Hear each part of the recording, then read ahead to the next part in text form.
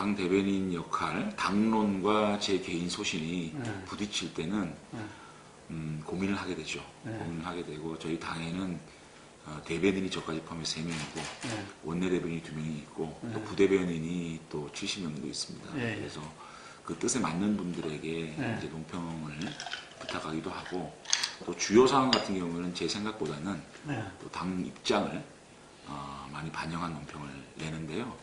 이제 그렇게 제가 이제 수석 대변인에 들어오게 된 계기는 궁극적으로 제가 바른정당에 갔고 그것을 또 후회하지는 않습니다. 다만 저희들이 이 바른정당이라는 당을 보수 개혁을 주장하고 나갔는데 국민의 사랑을 받는데 실패를 했다고 생각을 합니다. 그래서 다시 보수를 합쳐라라는 우리 지역 주민들과 국민들의 요구가 있었기 때문에 제가 다시 돌아오면서 생각한 거는 보수 분열에 대한 책임은 분명히 우리가 있었다. 국정농단의 책임이 또 이른바 친박 세력에 있었지만 저희들도 보수를 지지하는 분들에 대한 분열에 대한 책임이 있지 않느냐. 제가 늘 정치를 하면서 공정, 정의, 책임을 주장을 하고 해왔는데 공정과 정의라는 가치는 제가 계속적으로 가지고 있지만 그 책임 문제에 있어서는 어떻게 책임을 져야 되라는 고민이 있을 거 아닙니까?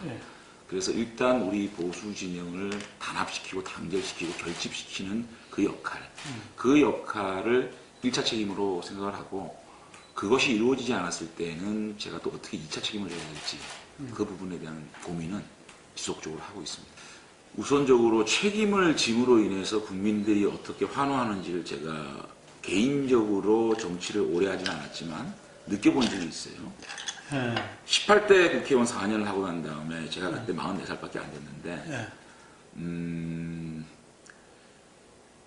이명박 정권의 실패에 대한 책임을 제가 불출마 선언했습니다. 아, 그랬어요.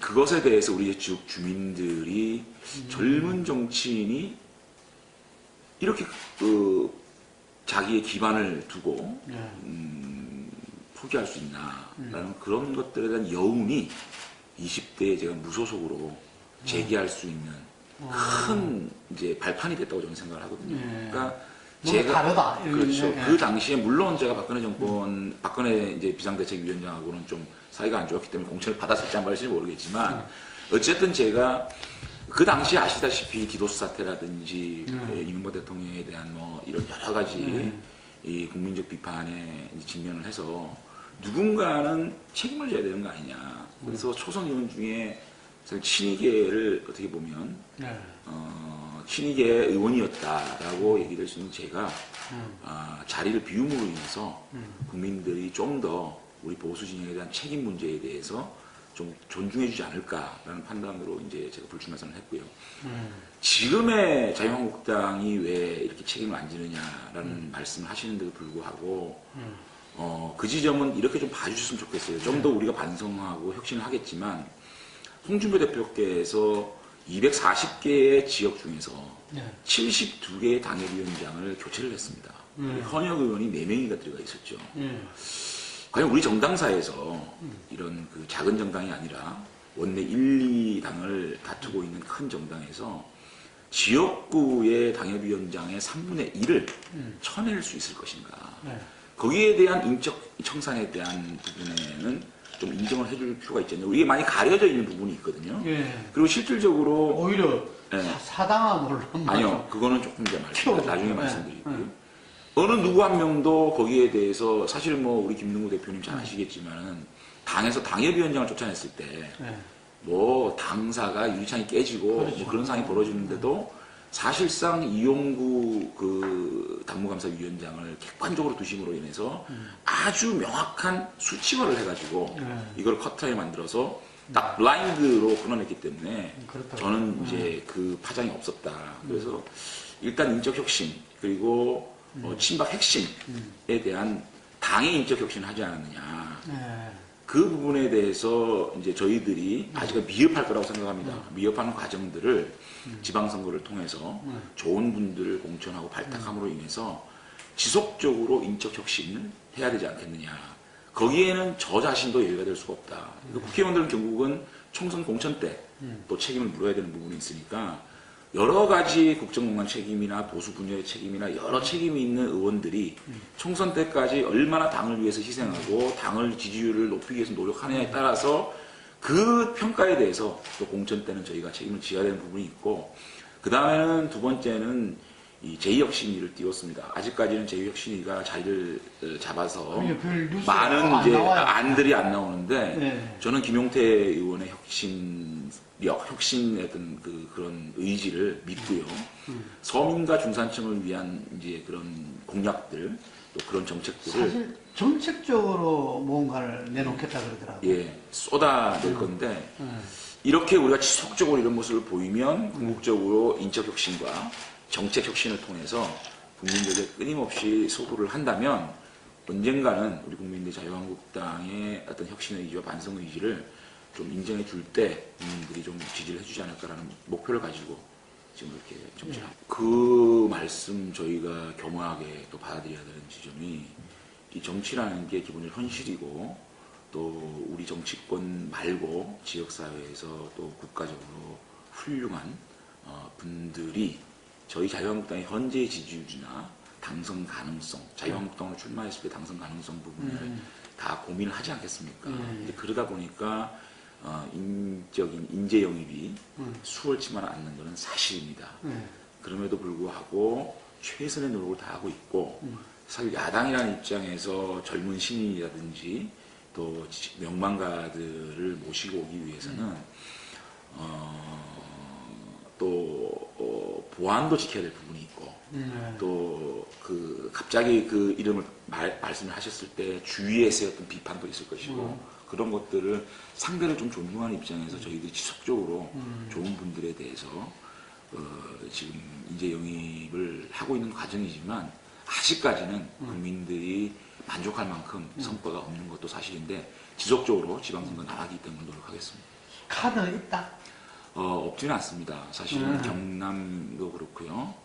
또 지금 실제 전체에 놓고 보면 저희가 특히 지금 서울에 지금 서울 같은 경우에는 좀 말씀을 드리면 늘 어려웠어요. 저희가 오세훈 시장이 그때 중간평가에서 중간에 사퇴한 이후에 박원순 시장이 들어섬으로 인해서 저희들이 계속 고전을 하고 있던 사실, 박근혜 정부에서도 고전했었고 늘 고전을 했었거든요. 사실 지난 지방선거 같은 경우에도 물론 세월 참사가 있었지만 그래도 박근혜 정권이 50% 정도의 지지율을 가지고 있음에도 불구하고 서울은 지지 않았습니까? 서울은 늘 어려워왔거든요. 그렇기 때문에 서울이라는 카드는 우리가 어떻게 조정할 것이냐는 박원순 시장이 됐을 경우, 우상호 의원이 됐을 경우는 틀립니다. 왜냐하면 박원순 시장 같은 경우에는 좀 더 우리가 혁신적으로 가도 돼요. 지명도보다는 참신함을 가도 된다고 생각을 하거든요. 왜냐하면 이 박원순 평가의 선거로 만들 수가 있거든요. 이거는 그야말로 박원순 시장이 7년 동안 뭐 했느냐.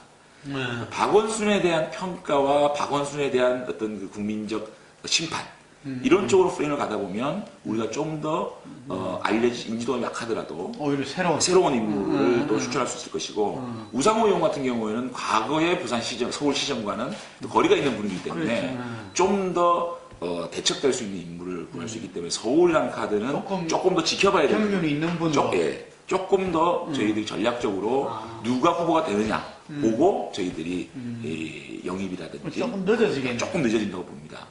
그리고 특히 이제 이 불경 또는 또 TK 같은 경우에는 저희가 이번에 그 상당히 이제 이번 지방선거의 격전지로 보고 있죠. 질 수가 없는 거고요.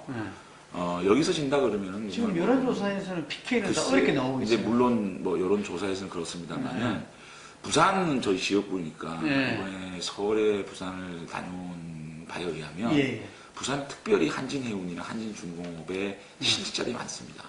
그분들이 작은 어떤 퇴직금을 가지고 나오지 않았습니까? 그분이 대부분 다 영세 자영업자들입니다.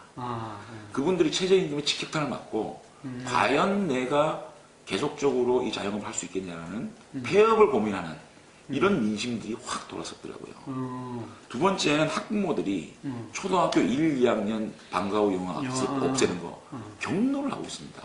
젊은 학부모, 30, 40대 젊은 학부모들이. 그 다음에 이 청년들이 지금 2월 달에 졸업 시즌이잖아요. 일자리가 없어도 이렇게 없을 수가 있냐.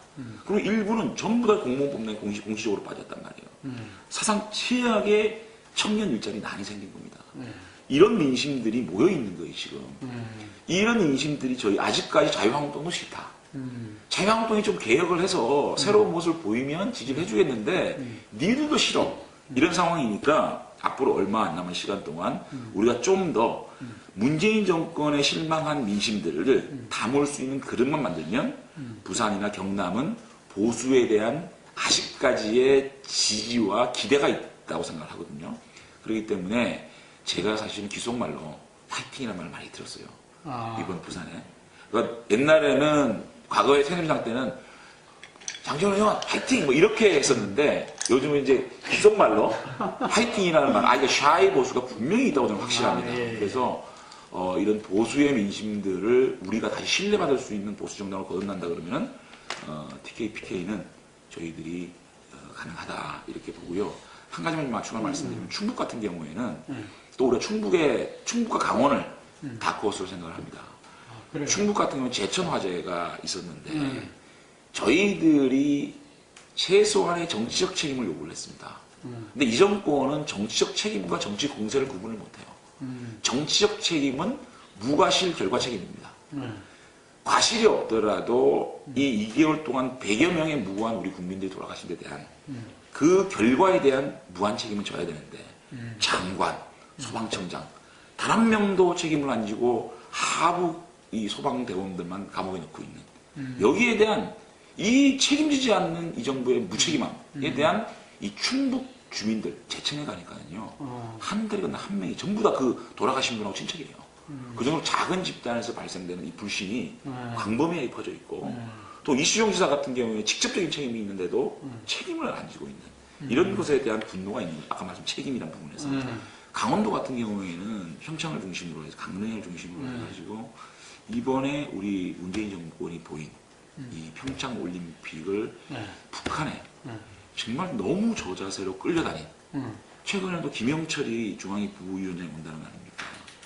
천안함 폭침의 주역이 오는데도 한마디 못하고 자 천안함 폭침을 기획하고 주범이 한국당에 오는데도 말 한마디 못하고 오면은 오는 대로 영접해야 되고 가면 가는 대로 이번에 펜스 부통령하고 김용남의 만남도 북한이 만나고 싶다면 주선하고 북한이 안 만나겠다면 펜스를 설득하고 이렇게 끌려들어가는 것에 대한 강원도민의 어떤 그 보수 정서가 굉장히 자극됐다고 생각이 들고 실제로 여의도 연구소 조사에 의하면 강원도가 굉장히 치고 올라가고 있습니다. 아, 그래요? 예. 그래서 저희들이 홍준표 대표가 지금 전국을 돌고 있는데 충북 또 강원을 다코스로 보고 우리가 이 영남권을 우리가 지킨다면 최소한 우리가 약속했던 6석 국민들이 보수를 죽이진 않을 거다 이런 저희들이 합니다. 저는 문재인 정부를 상대로 정면으로 중간평가다라고 얘기하면 안 된다고 봅니다. 그건 아직까지 우리 국민들이 문재인 정권에 대한 기대는 하고 있는 건 사실이고요. 또 우리 국민들이 민주적인 의식이 굉장히 높기 때문에 10개월밖에 안 된 정권에 조금 더 기회를 줘야 되지 않느냐라고 생각하는 국민들이 많을 겁니다. 그렇기 때문에 저희들이 어렵다는 것이고요. 다만 그렇다고 견제할 수 있는 대한 세력이 자유한국당 빼고 어디가 있느냐. 정말 이 5개 부울경과 대구 경북이 우리 자유한국당을 버린다면 그야말로 대한민국은 일당이 독주하는 것은 우리 국민들이 견제해 주실 거다. 그나마 저희들에게 의석을 주셔서 문재인 정권이 막 그냥 독주할 수 없을 정도의 힘, 가장 최소한의 힘은 저희 한국당에게 줄 것이다. 라는 그런 기대를 하는 거예요. 이른바 보수의 견제론이네요. 견제론이라기보다는 생존론. 생존론. 네. 보수가 6개가 안 되면 괴멸됩니다. 그래, 재밌네요. 그러니까 국민 여러분 그 부분에 있어서 절대 간과해서는 안 됩니다라고 보수의 저희가 생존론. 호소할 겁니다.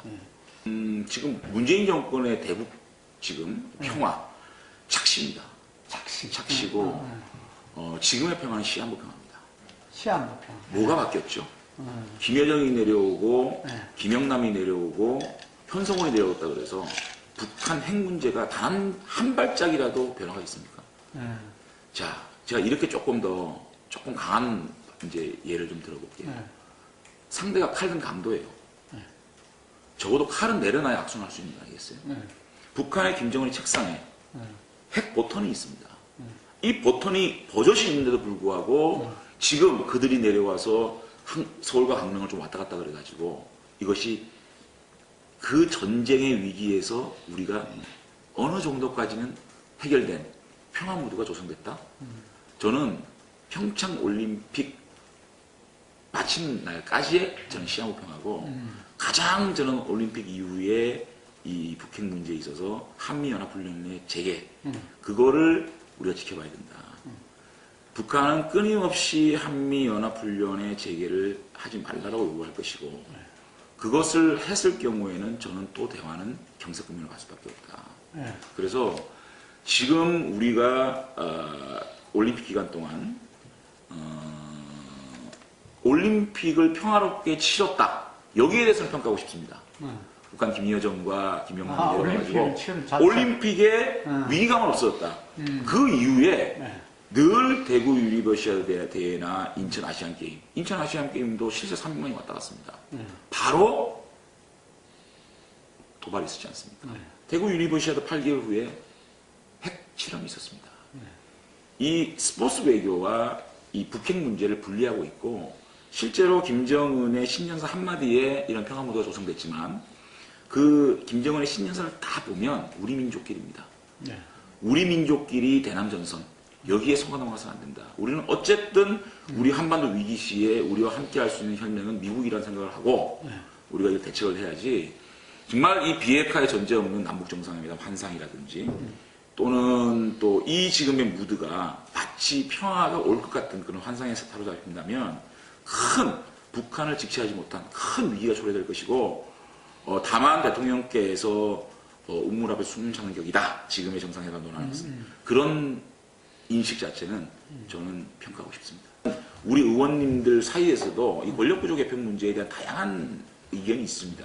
그것을 좀 더 최대 공약수를 만들어가는 작업이 당내에서 권력구조부는 좀 틀린 부분이 많이 틀립니다. 아, 그래요? 네, 많이 틀립니다. 분권형이라는 것에 대한 동의를 하지만 대통령제를 통한 분권형을 할지 예컨대 감사원을 국회로 떼온다든가 이런 걸 할지 아니면 이원 집정이 좋은지 그야말로 내각제가 좋은지에 대한 입장이 다 틀리거든요. 그게 정리가 안 됐습니다. 그래서 우리가 오늘도 이석현 법제청을 모시고 와가지고 개헌 의총을 했지만 지속적으로 그 컨센서스를 그리고 전국으로 이제 순회 투어도 저희가 하면서 개헌 중심 정당으로서 나갈 거고 그렇게 한 발 한 발 국민과 함께 컨센서스를 만들어 나가는 개헌 작업 그 개헌 작업을 하는 데 있어서 꼭 날짜를 6월 13일로 잡아야 된다는 것도 저희들은 정치 공세라고 보거든요.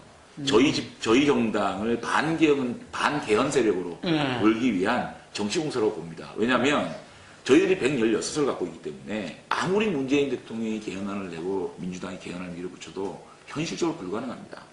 왜 불가능한 일을 자꾸만 이렇게 할까요? 저는 이것은 저희들을 반개헌 세력으로 몰기 위한 저는 그런 정치 공세라고 생각합니다. 지방선거 전략일 수도 있고 지방선거 전략일 수도 있을 것이고 또 분권형 얘기를 하는데 마치 저희들이 반분권 세력으로 또 몰아갑니다. 저분들은 참 정치 프레임을 잘 만드는 것 같아요. 그건 옛날부터 아주 그냥 실력들이 그쪽으로 발달되어 있는데 그 분권은요. 자, 지방 인사, 지방 조직, 지방 재정 이 핵심입니다. 법률을 하고 있습니다. 지금 헌법에도 지방자치를 선언해 놓은 게 우리 헌법이거든요. 그거를 그 헌법 조항에 따라서 자 지방 재정을 좀 더 좀 강력하게 내려다 주고 헌법이 아니라 법으로 정리된다. 법률로 정리할 수 있는 거를 마치 우리가 반분권 세력으로 반지방 분권 세력으로 몰아가고 또 반개헌 세력으로 몰아가는 그래 궁극적으로 반개혁 세력으로 몰아가고자 하는 왜 이 정부가 6월 13일 날 개헌이 통과되면 이 정권의 권력을 내려놓을 것도 아니면서 우리가 10월이나 올해 안에 개헌을 해서 우리 국민적 공감대를 가지고 충분한 논의를 통해서 시간이 모자란다고 하는데도 이렇게 6월 13일 날 안 하면 마치 우리가 반개헌 세력, 반개혁 세력으로 몰아가는 건지 이 정도까지도 양보 못하는 여당입니까? 6월 13일 안 하면 안 되는 정도로 그 정도까지 양보도 못하는 집단입니까? 어느 정도 야당이 합리적인 말을 했을 때 그것을 또 수용을 하고 그 시기가 6월 13일이 그렇게 지고지순한 겁니까? 이것이 아니면 개헌이 안 되는 겁니까? 뭐 비용도 많이 든다 그러잖아요. 그래서 정말 비용 가지고 이렇게 얘기하면 추잡한 일입니다. 집권 여당으로서의 채통 말이 아닌 거죠. 대한민국이 이렇게 틀을 바꾸는 중요한 개헌을 놓고 그 투표의 뭐 비용? 그 다음에 지금 민주당이 그렇게 하고 싶어 하면서 법 정비도 중앙선관위에서 지금 법으로는 국민투표 못한다는 거 아닙니까? 그 정도 정비 안 해놓고 막 밀어붙입니까? 제반사안 다 정리해서 여야가 머리를 맞대고 지금 김성태 원내대표가 개헌의 키를 갖고 있는데 우리 당에서 넘버 5에 들 정도의 개헌 주청원자입니다. 그 원내대표가 강력하게 10월까지는 개헌을 하겠다라고 못을 받고 있는데 10월까지. 10월에 하자. 그리고 역순으로 10월까지 해놓고 지금 우리 당도 권력구조 개편 아니 권력구조 개편 문제를 가지고 그거 빼고 6월달에 하자? 그러면 개헌 문제를 2번 하자고요? 왜 그래야 되죠? 왜 그래야 되죠? 정부 개헌안 그렇게 나올 가능성이 그러니까 왜 그러냐? 왜 그래야 되냐? 그 왜 그래야 되는 일을 도저히 저는 납득이 안 돼요. 보수 통합이 됐던 뭐 진보 통합이 됐던 저는 지방선거가 시장에서 예. 유권자의 힘으로 저는 통합이 될 거라고 봅니다. 아, 지방선거에서. 예, 왜냐하면 그거 아니라. 예, 뭐 지금 저희들이 볼 때는 바른정당은 실패한 정당이 됐습니다. 33명의 국회의원 중에 남은 사람이 9명밖에 없고 예. 3분의 2가 다시 자유한국당을 합쳤기 때문에 실제로 바른정당이 실패를 했습니다. 그건 우리가 인정을 해야 되고 다시 이제 극중주의라고 얘기하는 안철수 대표가 이끄는 이제 국민의당과 이제 합쳤는데 국민의당마저도 지금 반쪽짜리 합쳐지게 됐는데 그 중도라는 거는 저는 선거에서는 굉장히 필패할 수밖에 없는 거다. 왜냐? 이 중도라는 말은 대한민국에만 있는 거라고 저는 생각합니다. 미국에서는 이 스윙보터라 그래요. 이 스윙보터는 힘이 모여지고 이 시기에 이 세력의 표를 몰아줘야 되겠다고 판단하는 분들이 그 투표를 해주는. 그래서 우리 중도 지형이 너무 넓은 것 같아 보이지만 결국은 그 현실에서 가장 맞는 이념 집단에 투표를 하는 거거든요. 한 번은 진보였다가 한 번은 보수였다가 그렇다고 중도라고 얘기하는 집단에 표를 주진 않거든요. 그래서 우리 국민들이 견제를 바라는 국민들은 그래도 문재인 정권을 가장 강력하게 견제할 수 있는 자유한국당을 택할 것이고 문재인 정부에 대한 기대를 표출하는 분들은 또 문재인 정권의 민주당을 투표를 하기 때문에 요 중도라는 분들이 만약에 광역 그 선거에서 한석도 차지하지 못한다면 제가 볼 때는 이건 사망선거죠. 그렇기 때문에 자연스럽게 저는 보수 진영은 자유한국당 중심으로 진보 진영은 민주당 중심으로 지방선거에서 국민들의 그렇습니다. 어떤 선택에 의해서 그렇습니다. 결과적으로 그래 된다 그렇습니다. 이거죠. 예. 이후에 어떤 여러 그렇습니다. 그게 아니라. 그러니까 저희들이 바른 정당의 많은 의원님들과 대화를 통해서 자유한국당으로 모시고 싶어서 그동안 많이 노력을 했잖아요. 또 보수가 결집해야 된다는 논리를 통해서 또 많은 분들이 왔는데 이제는 바른정당, 바른미래당은 다른 사람들과 힘을 합쳤기 때문에 보수 세력이라고 보기 힘들기 때문에 거기에 있는 보수를 지향하는 의원님들은 결국은 지방선거 이후에 자유한국당으로 올 수밖에 없는 시장에서 저는 결정될 거라고 생각합니다. 그렇게 말씀하신 분들 중에서 네. 그러면 지금 자유한국당 호를 이끌 지도자가 누구라고 생각하십니까? 네. 그게 대안은 없다 그러더라고. 그러면 네. 지도자 없이 갈까요? 저는 홍준표 대표가 저는 이런 좀 안타까움이 있어요. 우리 보수 세력들이 홍준표, 김성태 투탑에 대해서 예. 마치 기득권이 아니었고 엘리트주의가 아니었고 또 한 분은 노동자 출신이고 한 분은 찢어지게 가난한 사람 출신이라고 본인 스스로 혹시나 변방이라 그래요. 혹시나 그것에 대해서 좀 못마땅해하는 분들이 아닌가 저는 그런 의심도 좀 드는 부분이 있어요. 사실은 다 주류 중에 주류였죠. 예. 그렇죠. 원래, 예. 지금까지 이회창, 박근혜, 이명박 또 이어지는 분들은 그야말로 대한민국의 주류층이었고 엘리트였고 참 따라가기 힘든 권위를 그렇죠. 이름만 들어도 권위를 가지신 분들이었기 때문에 감히 그들이 하는 일에 대해서 비판을 못할지 모르겠지만 지금은 보십시오. 이 사우디에서 모래바람 맞으면서 일용직 노동자가 원내대표가 되고 대한민국 대명천지에 땅 한 편 없는 사람이 정책의장이 되고 참 뭐라 그럽니까 변방 중에 변방인 홍준표 대표가 되고 이런 것들에 대해서 다음 편 없는 함진규 누구죠? 정책이냐. 네? 함진규 정책입니다. 아, 116명 중에 재산이 가장 작습니다. 다음 편도 없어요. 가장 작습니다. 아, 그런 분들이 정말 그동안 변방에 있다가 네. 기득권 세력들이 저항이라고도 좀 느껴지거든요. 그래서 뭐 품격이 없다 그러고 여러 가지 뭐 얘기를 하고 있지만은 실제로 우리 당을 맡아서 저희 당이 새누리당 때 그 탄핵 이후에 몇 프로까지 간 줄 아세요? 4%였어요. 지금 20%대까지 왔잖아요. 그리고 대통령 선거 때 24%까지 받았고 당이 망한다고 그랬거든요. 그리고 결국은 인적 청산 단행했고요. 정책도 서민과 중산적으로 간다 그랬고 친박 청산했거든요. 결과론적으로 홍준표 대표가 해야 될 일들을 하고 있다. 하고 있거든요. 그래서 조금 더 지켜봐야 된다는 생각이 들고요. 우선적으로 지금 홍준표 대표는 차기 대권이라든지 이런 거는 생각 안 하고 있습니다. 오로지 내가 이 시기에 보수 정당을 살려야 된다는 생각밖에 없는 것이고 사실상 지금 자유한국당 중심으로 얼마나 많이 파일을 키워왔습니까? 사실상의 보수 통합을 했거든요. 자, 이 결과를 놓고 한번 얘기를 해보자고요. 그러면 할 수 있는지. 어떤 지도자가 나서가지고 이 정도의 성과를 만들어냈을까요? 자연스럽게 된 걸까요? 많은 비판도 있었고요. 저 대표님한테 그날 아마 대구에 토크 콘서트 가가지고 내가 대구에 당협위원장 맡겠다라고 선언한 것 같은데 그날 제가 놀래가지고 기자들하고 저녁 먹고 있다가 확 놀래갖고 전화를 드렸어요. 대표님 왜 이러십니까? 그랬더니 대표님께서는 나 국회의원 안 나간다! 올라가서 얘기하자 그러시더라고요. 그러더니 그 다음에 영남일보하고 인터뷰 하시면서 몇 번을 제가 인터뷰에 참석을 같이 했는데 6개 언론인가 7개 언론에 안 나간다고 하시더라고요. 근데 왜 그러면 대구에 굳이 당협위원장을 맡으셨느냐? 대통령 선거 때 서문시장에서 바람몰이가 시작됐다. 이 보수의 심장에서 시작을 해야 된다. 그러면 보수의 심장에서 당대표가 대구의 당협위원장이다.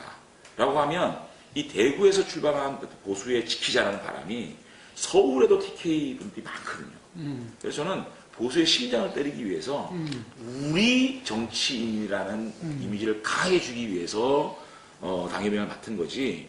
분명히 당협위원장 그날 그 또 첫 북구 어립니까? 거기에 당원 교육할 때 좋은 신인이 있으면 내가 지역관리 잘해서 물려주겠다는 약속을 했거든요. 아니 남들은 꽃길이라고 얘기하는데요. 당대표가 당협위원장이 무슨 감투라고 그걸 꽃길입니까? 당대표가 당협위원장 맡은 게 무슨 뭐 감투입니까? 그렇기 때문에 그 부분에 대해서는 홍준표 대표 말을 좀 믿어줬으면 좋겠다. 그러니까 직설적 표현이죠. 직설적으로 표현을 뭐 뺏겼다, 강조 이런 것들을 이제 어떻게 보면 가장 귀에 쏙쏙 들어오게 표현을 하시다 보니까 이제 언론관에 대한 문제까지 이제 얘기가 나오고 있는데 MBN 문제는 그렇습니다. 그 MBN이 저는 좀 더 솔직하게 사과를 했어야 됐다. 정년보도는 했지만 애당초 그거는 인터넷 뉴스였습니다. 방송 뉴스가 아니고. 거기에 일부 언론의 인터넷 팀이 낚시 기사라 그러죠. 자극적인 제목을 통해서 클릭을 많이 하게 하는 그런 것들의 일환이었다라고 솔직히 고백을 했어야 했다고 봅니다. 제목이 수년간 설명을 했다 이렇게 나왔거든요. 기사에는 그게 없어요. 제목 왜 제목을 그렇게 자극적으로 크게 달았을까요? 자, MBN이 그 부분에 대해서 뭐라고 해요? 문법적 실수였다고 그래요. 그리고 죄송을 홍준표 대표의 유해 전 최고위원에게 미안하다 그랬습니다. 그 기사로 인해서 홍준표 대표와 유해 전 최고위원을 동격으로 놓고 공동사과를 했는 거 하나. 난 그거는 제1야당 대표에 대한 있을 수 없는 모독이라고 생각하고요. 두 번째, 문법적 실수였다라고 얘기하는 거는 정직하지 못했다고 봅니다. 이것이 저희 당을, 뭐 폴리뉴스도 저희 많이 비판하지 않습니까? 비판한다 그래서 제가 기자한테 전화한 적은 있습니까? 그렇지 않습니다. 비판은 겸허하게 수용해야 됩니다. 왜? 합리적 비판, 정치적 비판, 그리고 저희들의 정책 행동에 대한 비판 수용해야 된다고 생각합니다. 다만 이 성희롱 문제입니다. 미투 운동이 전국을 들불처럼 긁고 있는데 우리 제1야당 대표가 성추행을 수년간 했다라는 단어, 그 제목을 단 MBN이 이렇게 하는 거 아니죠. 정직하게 자기네들이 조금 자극적인 제목을 통해서 기사의 클릭수를 높이기 위해서 이렇게 했습니다. 앞으로 MBN은 방송국 차원에서 디지털 팀에게 엄중하게 경고를 하고 누구를 인사조치하겠습니다. 그리고 홍준표 대표께 진심으로 사죄드립니다. 이렇게 했어야 그게 예의 아닙니까? MBN 인터넷 뉴스만 나와요. 그렇습니다. 방송하지는 않고. 그렇습니다. 그러면서 네. 이 국회 출입 기자들은 뭐라 그러냐면 이게 무슨 국회 출입 기자가 쓴 것도 아닌데 왜 그렇게 화를 내세요? 그럼 우리 국민들이 바라볼 때는 그것이 인터넷 뉴스인지 뭐 방송 뉴스인지 그냥 MBN 뉴스입니다. MBN 공신력을 달고 간 뉴스 아닙니까? 거기에 대한 우리 당의 피해는 누가 보상할 겁니까? 그것을 언론중재위에 제소하라? 언론중재에 제소하면 몇 달 걸립니까? 1년 넘게 걸립니다. 그걸 가지고 우리가 못 참는다? 다른 문제도 아닙니다. 정치인이 정치적 행동이나 정치적 어떤 워딩, 그 다음에 정치 행위에 대해서 비판받는 거, 당연히 언론으로부터 비판받아야죠. 근데 성 문제, 이 문제는 정치 외적인 도덕성 문제입니다. 제1야당 대표가 수년간 성추행했던 사람이라 제1야당의 대표가 된다면 그 당 문 닫아야 됩니다. 문 닫아라는 얘기를 한 겁니다. MBN이. 정확하게 사과하라. 그런데 이 정도 사과한 게 맞을까요? 근데 만약에 정확하게 사과하면 받아는 글쎄. 근데 그거는 지금 MBN의 기자 노조라든지 언론 노조에서 하는 모습, 또 경기도에 와서 저희들이 취재 거부를 하는 데 있어서 몸싸움을 한다든지 이런 모습을 보면 일방적으로 정치인 홍준표가 잘못한다라고 몰아가는 것 같아요. 옳지 않습니다. 겸허하게 언론도 언론의 역할에 대한 반성을 해야 된다고 생각합니다. 저는 언론 학자로서 말씀드리는 겁니다. 네, 그렇습니다. 참작하고 네. 다만 지금 우리 보수가 이렇게 힘든 상황에서 네. 이명박 대통령에 대한 수사를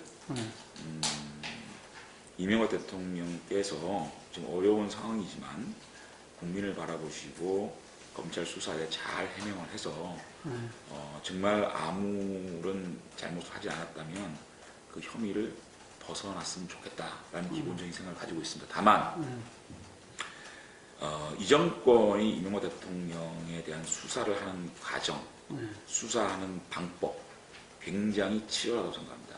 치졸하다. 예. 피의사실 공포를 이런 식으로 하면 예컨대 이명박 대통령이 어떤 변명과 어떤 증거와 어떤 해명을 내놔도 우리 국민들은 믿지 않을 겁니다. 자, 정말 그 JTBC라는 데는 어떻게 검찰하고 그렇게 친한지 매일 저녁에 단독입니다. 어떻게 영포빌딩에 지하실에 비밀 회의실이 있다는 것까지 그렇게 지도까지 그려가면서 그거를 공표를 합니까?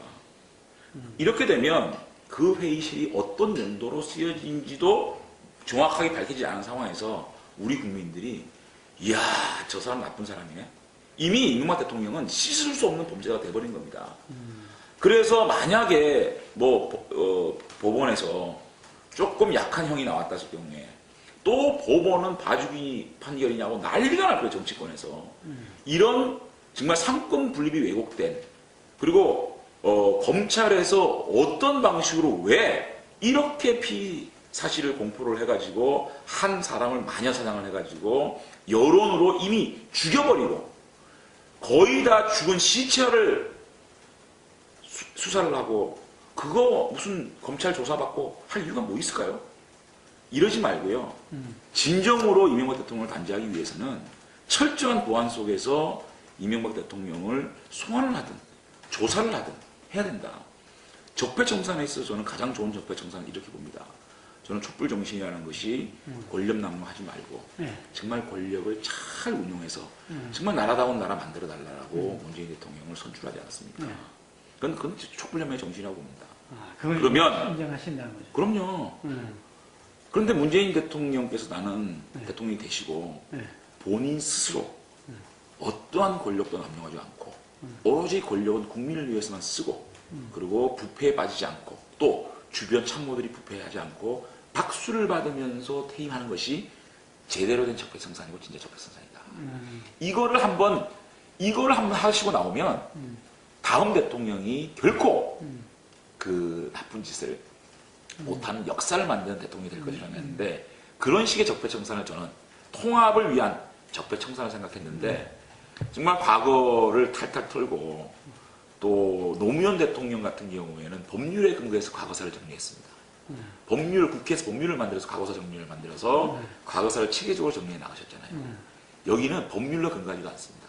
훈령으로 국정원개혁위원회, 검찰개혁위원회, 경찰개혁위원회, 민변, 참여연대 막 잡아넣어가지고 국정원 서브 까고 이런 식으로 탈탈 털기 식으로 해가 적폐청산하는 게 맞느냐. 자, 문재인 대통령이 그렇게 해서라도 과거 적폐를 다 청산해야 된다고 생각하신다면 그러면 공평하게 하라는 겁니다. 왜 640만 불에 대해서는 그것이 대통령께서 돌아가셨기 때문에 덮어진 사건입니다. 그것이 100만 불에 관련돼 가지고 이거 공소시효 남았습니다. 저희들이 고발을 했습니다. 형사 600 배정이 됐습니다. 수사가 하나도 진행 안 되고 있습니다. 자, 그 부분에 대해서도 분명히 규명해야 됩니다. 과거사 정리를 하기 위해서는 DJ 정부에 나왔던 국정원 특활비, 김옥두 의원의 사모님이 아파트 분양대금에서 국정원 수표가 나왔습니다. 저희가 수표 번호까지 제공할 수 있습니다. 그 부분에 대해서 규명을 하고 공소시효가 지났기 때문에 이런 것이 있었습니다라고 국민 앞에 고해성사해야죠. 두 번째, 청와대 정상문이 권양숙 여사한테 줬다는 3억 청와대 특활비로 보여집니다. 그 노무현 정권의 청와대 특활비, 그 다음에 노무현 DJ 정부의 국정원 특활비 이거 해야죠. 하고 이명박 정부가 됐든 박근혜 정부가 됐든 해야 저희들이 당하는 입장에 설득이 있는 거 아닐까요?